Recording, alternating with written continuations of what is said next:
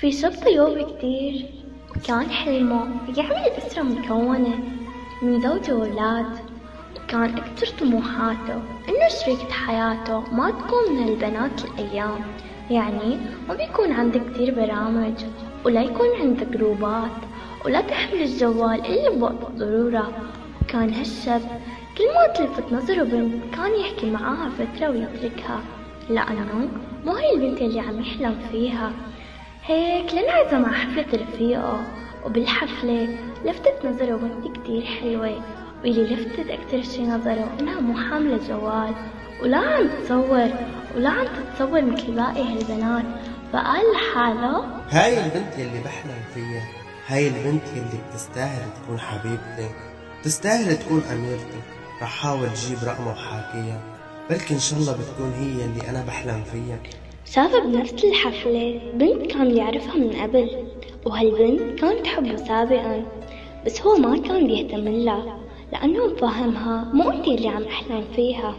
المهم وقت شافها لهي البنت قالها: هاي البنت يلي حبيتها ما بعرف دخلت لقلبي، حابب اتعرف عليها واخطبها واخد رقمها من شان احكي معاها. ما لقيت غير هاي البنت. هون الشاب خطر بباله انه هيك عم تحكي من غيرتها، وما اهتم للحكي اللي عم تحكيه، واخذ الرقم وصار يقول بينه وبين حاله. واخيرا لقيت اميرتي. وقت انتهت الحفلة رجع على البيت وقرر يحكيها، حمل الجوال واتصل فيها.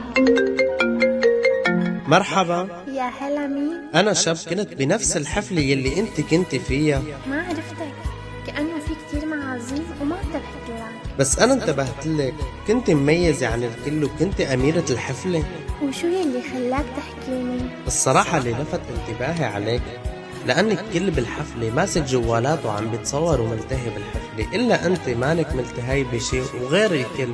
وأنا اللي بدي إياها شريكة حياتي وحلمي وتكون أميرتي، بس التفاتها علي إلي ونظري إلي ما تلتهي بجوالها، يعني حلمها بس كون أنا جنبها. والبنت وقت سمعت حكي وهيك صارت تحاول تبين له انها هي البنت المثالية، وقالت له: ايه، انا ما اخذت جوال معي، كان على الشاحن، واصلا انا ما بحمل التصوير ولا بحب احمل الجوال.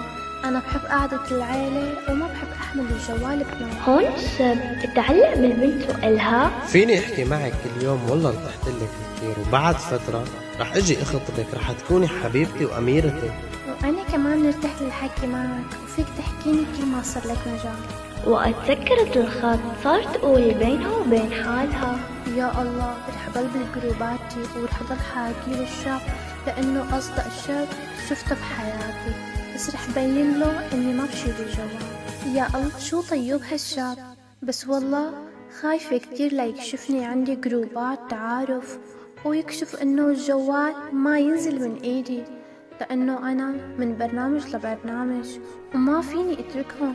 خلاص تعودت وصارت حياتي كلها هيك. هون الشاب صار كل ما يحاكيها تحكي شوي وتقول له عندي شغل بالبيت، بس خلص هون بحاكيك.